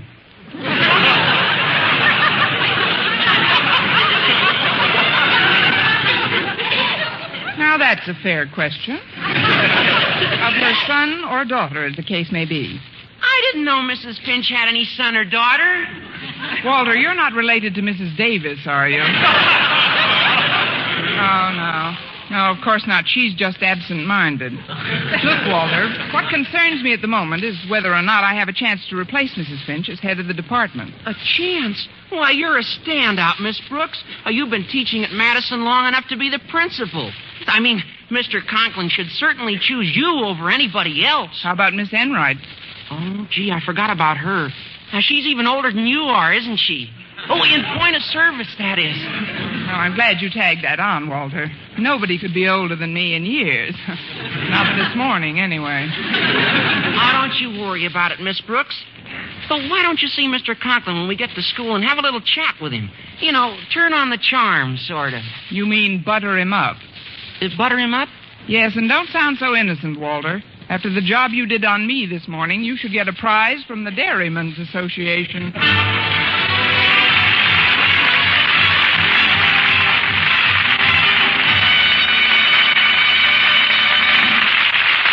Our Miss Brooks, starring Eve Arden, will continue in just a moment. But first, here is Vern Smith. Regardless of age, skin type, or previous beauty care, doctors prove you too may win a lovelier complexion with Palmolive soap. But to win this lovelier complexion, you must stop improper cleansing. Instead, use Palmolive the way doctors advised. 36 doctors, leading skin specialists, advised using Palmolive soap this way for 1,285 women with all types of skin. Young, old, dry, oily, normal. And using Palmolive soap alone, nothing but Palmolive, 2 out of 3 won lovelier complexions. Oily skin looked less oily. Dull, drab skin wonderfully brighter. Coarse-looking skin appeared finer. Even tiny blemishes, incipient blackheads, disappeared or improved. Now, here's what the doctors advised. Wash your face with Palmolive soap 3 times a day. Massage with Palmolive's wonderful beauty lather for 60 seconds each time to get its full beautifying effect. Then rinse. Look for improvement in your complexion within 14 days. For doctors prove this way, using Palmolive alone really works.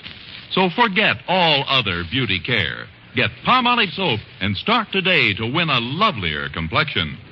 For loveliness all over, use big, thrifty bath size Palmolive in your tub or shower.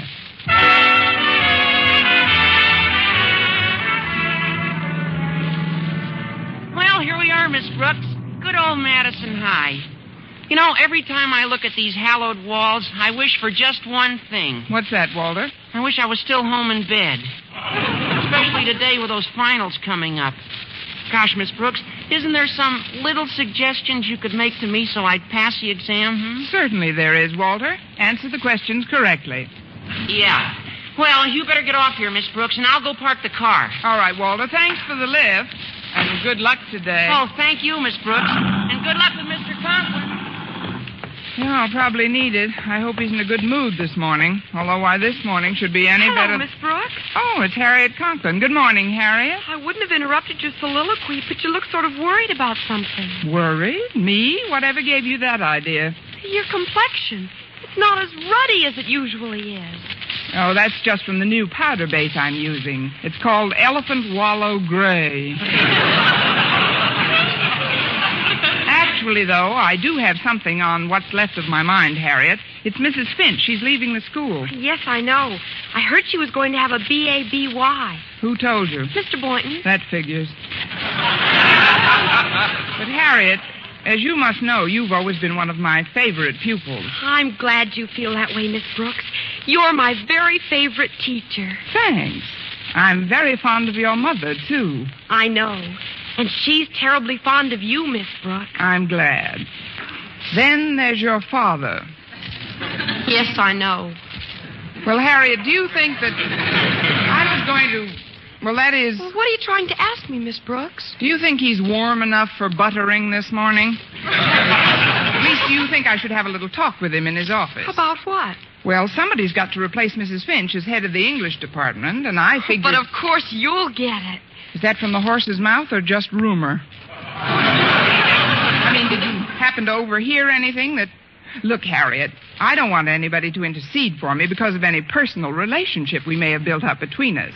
What I'm trying to say is, well, I wouldn't want any principal's daughter, not even a clever, bright, pretty, industrious, talented, intelligent one like yourself, to become a fifth column for me. Golly, Miss Brooks, nothing I could say would sway Daddy 1 inch. In fact, Mother and I bend over backwards rather than suggest anything about his duties at school. But I'm so sure you're our next head of the English department that I've even written a little poem about it. Care to hear it? Well, if you don't think it'll put the whammy on me. Jinx anything. Listen. To the head of the English department about to be, I present this little tribute to you from me. In class, you're good-tempered and don't fume or fret. But when it comes to our homework, you sure make us perspire. And in the forthcoming exams, whether I'm first or last, my feelings for you will be the same, especially if I've passed. So, Miss Brooks, all hail to the head of the English department about to be. Well, what do you think of it, Miss Brooks? It won't send Carl Sandburg screaming into the hills, Harriet. It's a lovely sentiment. Now, before I go into your father's lair, office, could you tell me what kind of a mood he's in? Frankly, Miss Brooks, it isn't too good. When the newsboy that delivers our paper came around for the money this morning, Daddy bit his head off. Fine. Then he should be too full to take a bite out of me.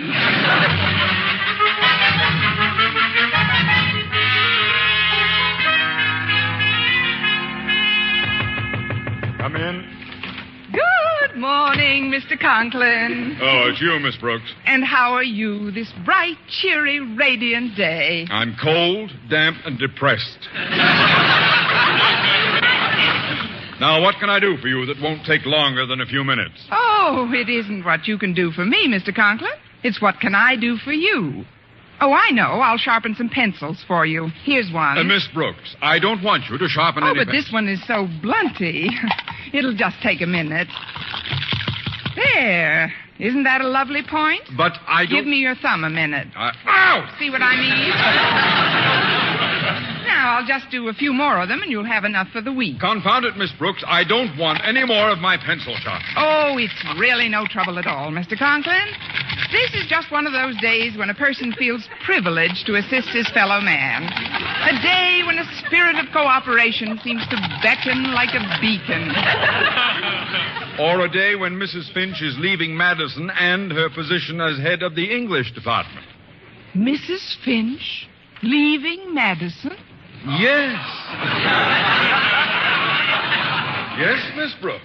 I think I told you that several days ago. Oh, yes, of course. I've been so busy preparing my final examination papers, it must have slipped my mind. She's going to have a B.A.B.Y., isn't she? Y-E-S. Yes. She is going to have a baby. Well, I just know they'll be happy together. Now, let's see what else I can do to make this office a home away from home for you. I know. I'll just rinse out this pen wiper for you. That happens to be a blue pocket handkerchief I got for Christmas. Must have fallen out of my coat. Oh, then I'll tuck it back in for you. May I say you have a lovely eye for color combinations, Mr. Conklin? It goes so well with this pretty purple tie you've got on. But it seems a little loose around your neck. Let me tighten it a bit. There. Miss Brooks. There, that's better. Now you're both the same color. See here, Miss Brooks. I don't know what you expect to get. Oh, I must clean off that desk of yours, Mr. Conklin. And why in the world does that big open inkwell have to be perched right in the middle of everything? Because I like it that way. Now listen to me, young. I'll have things in shape in no time. First we'll move these papers next to the inkwell, and then... Oh. Now, where is the inkwell perched, Miss Brooks? Oh, don't worry about that, Mr. Conklin. Ink is good for the rug. Or is that ashes? Well, anyway, I'll go get a mop and... Sit down, Miss Brooks. Sit down? Yes. As you know, I spent considerable time in the Army as a major. Yes, I know, Mr. Conklin. And it always gave me a great feeling of security to know that somebody like you... Quiet! Yes, sir. Sorry. At ease. Now then, Miss Brooks, from my Army experience, it's obvious to me that you are bucking for something. Bucking, Mr. Conklin? It's a colloquialism, Miss Brooks. It means that in order to gain some end of your own, you are acting like an eager beaver. Want some pencil sharpened? No! Tell you the truth, Mr. Conklin. I just wanted to butter you up. Now what? Come in.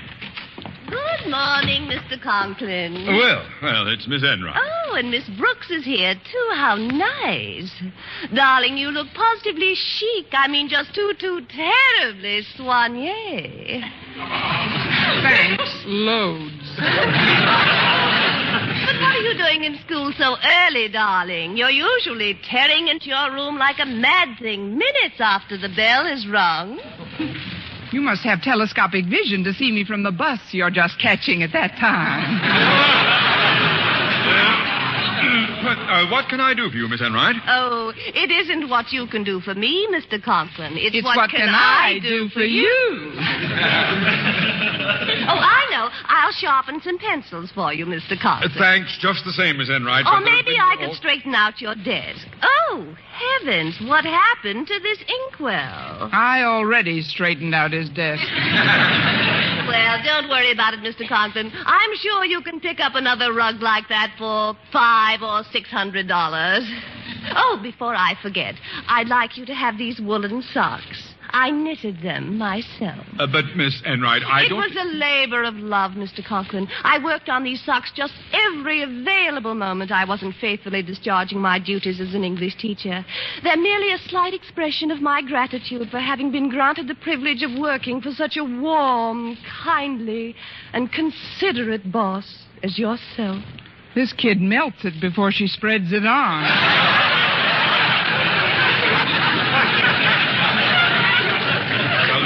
Thank you for the thought, Miss Enright, but with Mrs. Finch leaving Madison and a number of... Is she really? Well, this is a big surprise. It must be. You look even more surprised than you did when we heard about it last Tuesday. That will do, Miss Brooks.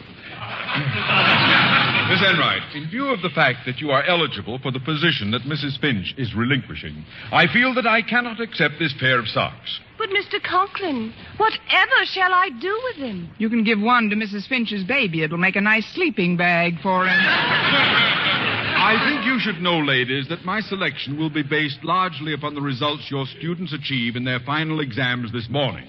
Therefore, you will not mark your own papers, but bring them into this office immediately after the tests are completed. Are you going to mark them, Mr. Conklin? Certainly not, Miss Brooks. My daughter Harriet is one of the students taking the test.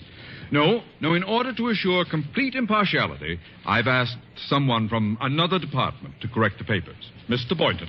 Mr. Boynton? Oh, I know that you see each other socially on occasion, but he's the soul of honesty.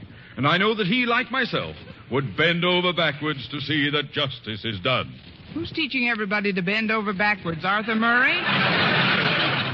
Well, I don't think this arrangement is completely fair, Mr. Conklin. I never see Mr. Boynton. Well, if it'll make you feel any better, Miss Enright, I'm not going to see him again either. Until lunch.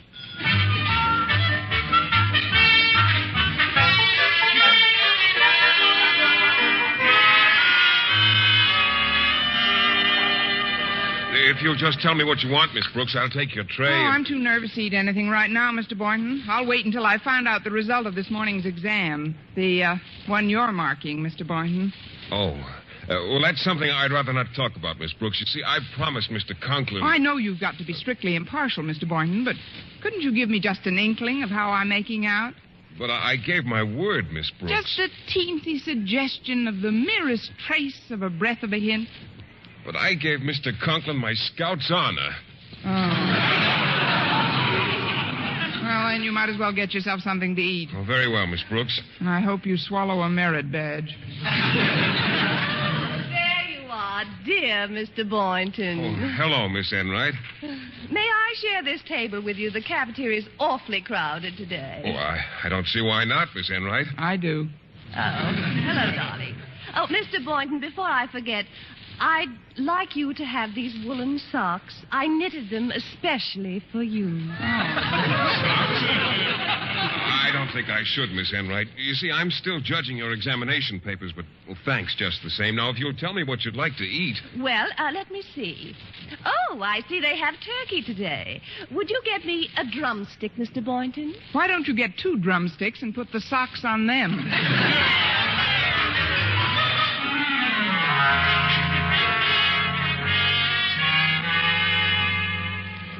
Miss Brooks, Miss Enright, I've summoned you to my office to tell you that Mr. Boynton has finished grading the examination papers and has reported to me that both of your classes have done equally well. Therefore, it will have to be my decision after all. And that decision is, dear Mr. Conklin? I have decided... Yes, dear Mr. Conklin.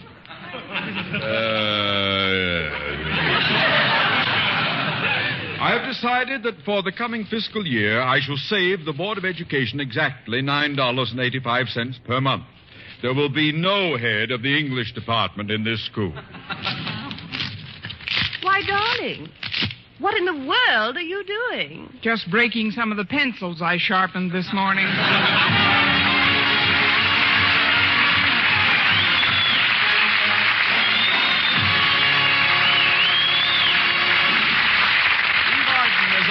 Brooks returns in just a moment, but first... Dream girl, beautiful luster cream girl. Tonight, show him how much lovelier your hair can look after a Luster Cream shampoo. Only Luster Cream brings you Kay Daumit's magic formula blend of secret ingredients plus gentle lanolin. Gives loveliness lather even in hardest water. Glamorizes your hair as you wash it. Luster Cream, not a soap, not a liquid, but a dainty cream shampoo. Leaves hair fragrantly clean, free of loose dandruff, glistening with sheen. Soft, manageable. gives new beauty to all hairdos or permanents. 4-ounce jar, $1. Smaller sizes, either tubes or jars. Tonight, try Luster Cream Shampoo and be a dream girl, beautiful Luster Cream girl. You owe your crowning glory to a Luster Cream Shampoo. And now, once again, here is our Miss Brooks. Well, I was a little depressed about not getting the job as head of the English department, but I perked up the following night when Mr. Boynton came by and took me to the movies. As we got to the theater, he stepped up to the box office. 2 tickets, please. Here, Mr. Boynton, let me buy my own ticket. Why, Miss Brooks, I wouldn't think of it. Well, that's very nice. You can pay me for yours when we get inside. Thank you, and good night, Diamond Jim Boynton.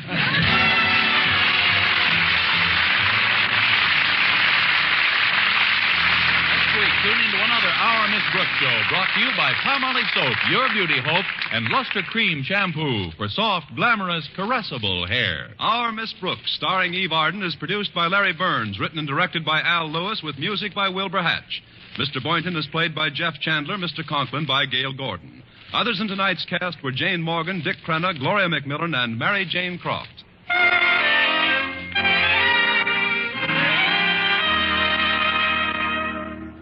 Here's good shaving news. 3 men out of every 4 can get more comfortable, actually smoother shaves with Palmolive brushless shaving cream. This is not just a claim. Here's the proof. 1,297 men tried the Palmolive brushless way to shave described on the tube. And no matter how they shaved before, 3 men out of every 4 got more comfortable, actually smoother shaves. Try Palmolive brushless yourself. See if you don't get more comfortable, actually smoother shaves the proved Palmolive brushless way. Here is an important message that concerns all of us. Last year, 26,000 children were stricken by infantile paralysis. All of us can help fight infantile paralysis by joining the March of Dimes now. Send your dimes and dollars to your local March of Dimes headquarters. Don't put it off. Join the March of Dimes today. For mystery liberally sprinkled with laughs, listen to Mr. and Mrs. North, the exciting, fun-packed adventures of an amateur detective and his beautiful wife.